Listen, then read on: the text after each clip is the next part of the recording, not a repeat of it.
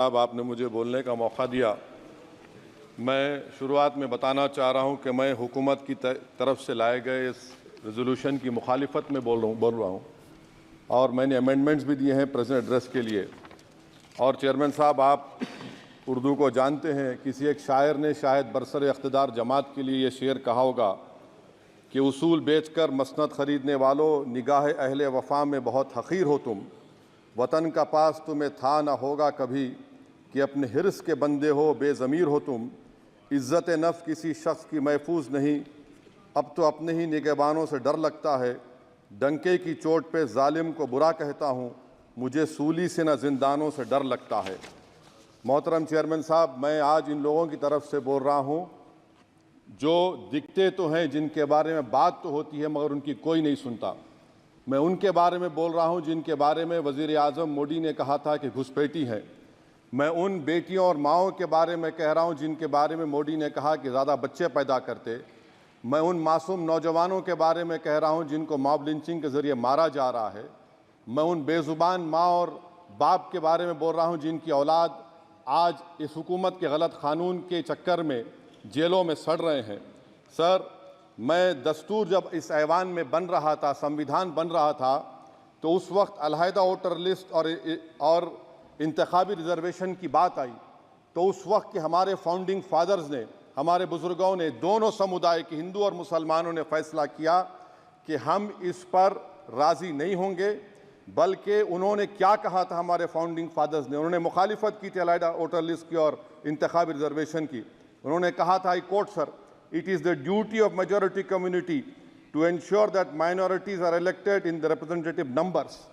BJP मुसलमानों की नफरत पर जीतती है और मुसलमानों के नाम निहाद मसीहा मुसलमानों के 90% ज़्यादा वोट हासिल करते हैं, मगर फिर भी इस ऐवान के दरवाजे नहीं खुलते मुसलमानों के लिए और सिर्फ 4% मुसलमान जीत कर आते हैं। सर, संविधान सिर्फ एक किताब नहीं है जिसे चूमा जाए, संविधान एक किताब नहीं है जिसे दिखाया जाए, संविधान एक सिंबल भी है, मगर संविधान एक हमारे बुजुर्गों के ख्वाबों की किताब है। हमारे जमहूरियत को हमारे बुजुर्गों ने इस तरह समझा, हमारे फाउंडिंग फादर्स ने इस तरह जमहूरियत को समझा कि इसमें हर समुदाय और मजहब और समाज के मानने वाले लोगों की राय को शामिल किया जाएगा इस मुल्क को चलाने के लिए। मगर इस ऐवान में सिर्फ 4% मुसलमान जीत कर आते हैं। मैं संविधान से जो मोहब्बत के दावे करते हैं उनसे कहूँगा कि कभी उठाकर पढ़ो कॉन्स्टिट्यूंट असेंबली डिबेट्स में कि नेहरू ने, एच.सी. मुखर्जी ने, सरदार हुकुम सिंह ने माइनॉरिटीज़ के बारे में क्या कहा था। सर, वतन अजीज़ का मुस्तकबिल कैसा होगा जब बीजेपी मुझे गायब करना चाहती है और दीगर हिज़्ब इख्तिलाफ की पार्टियां के लिए मेरा वजूद सिर्फ वोट डालना और अपनी खबर में जाकर सो जाना है। इसीलिए आप देखते हैं कि ये समाजी इंसाफ है सर कि 4% मुसलमान जीत कर आते हैं। सर, इस ऐवान में ओबीसी समाज के एमपी अब अपर कास्ट के एमपी के बराबर हो चुके हैं। ओबीसी समाज के एमपी अब अपर कास्ट एमपी के बराबर हो चुके हैं और 14% मुसलमान सिर्फ 4% जीत कर आते हैं। CSDS का डेटा ये बताता है कि इस मुल्क में जो वोट बैंक है, जो एक मुश्त वोट डालता है, वो अपर कास्ट का है। मुसलमान का कभी ना वोट बैंक था ना कभी रहेगा। सर, 4 जून के बाद 6 मुसलमानों की मॉब लिंचिंग हुई, 11 घरों को मध्य प्रदेश में मोदी के बुलडोजर ने निस्तो नाबूद कर दिया। हिमाचल प्रदेश में एक मुसलमान की एक दुकान को लूट लिया गया और हिज़्ब इख्तिलाफ की पार्टियों की तरफ से सन्नाटा है। शायद अब वक्त आ चुका है कि लफ्ज़ मुसलमान का नाम लेना भी अब उस पर पाबंदी आयद कर दी जाएगी। सर, मैं ये बात बताना चाह रहा हूँ कि नरेंद्र मोदी को जो मैंडेट मिला है। एक मिनट, आप लोग बैठ जाएं, कृपया आप लोग बैठ जाएं। श्री मनसुख मांडविया जी, आप लोग बैठ जाएं, कृपया माननीय सदस्य बैठ जाएं। श्री मनसुख मांडविया जी, कृपया आप लोग बैठ जाएं। अपने प्रारंभिक कृपया आप लोग बैठ जाएं। आप लोग बैठ जाएं। माननीय सदस्य ने अपने प्रारंभिक भाषण में जो शब्द प्रयोग करा है उसको ऑथेंटिकेट करा जाए।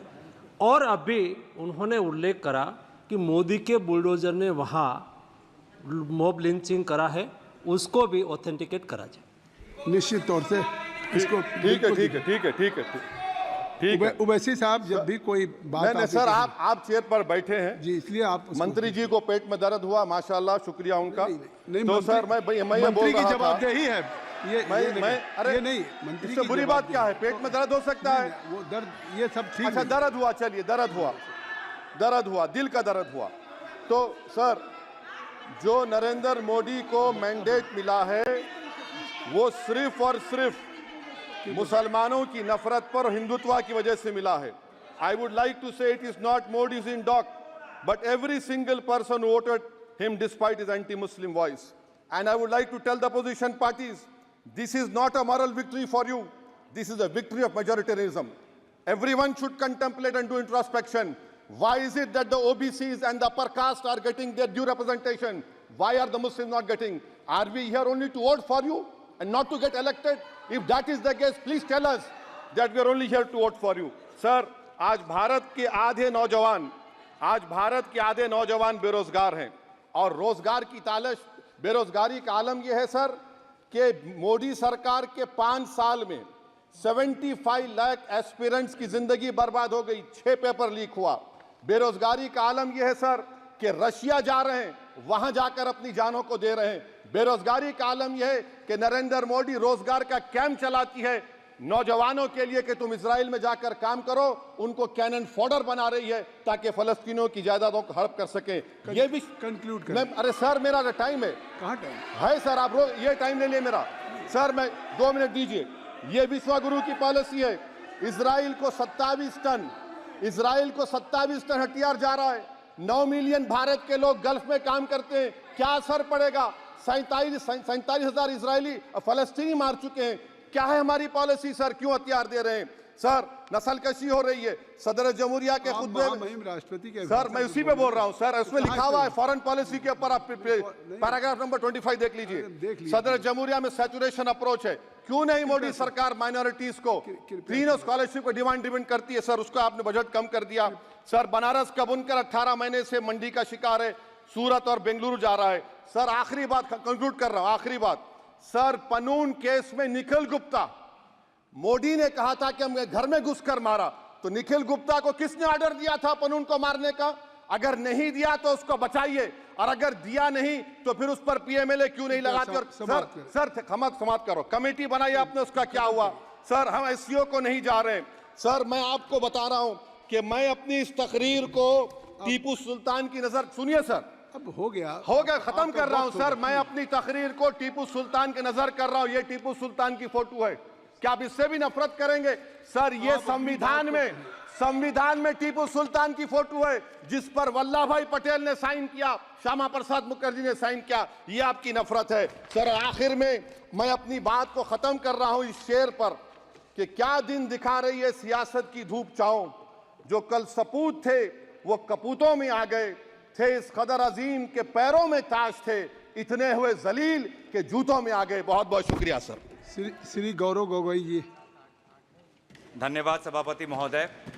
मैं आपके समक्ष खड़ा तो हूँ, लेकिन वर्तमान में मेरा मन और मेरा ध्यान असम में हो रही बाढ़ पर है, और मैं आशा करूँगा कि यहाँ की सरकार अपनी चिंता व्यक्त करे और असम में अभी तुरंत आज ही एनडीआरएफ की एक टीम भेजे और जल शक्ति के मंत्री भी वहाँ पे जाए, क्योंकि जिस प्रकार से एम्बैंकमेंट चारों तरफ टूट रहे हैं, पानी जिस तरफ से बढ़ रहा है, बहुत ही एक खतरनाक एक वातावरण वहाँ पे है।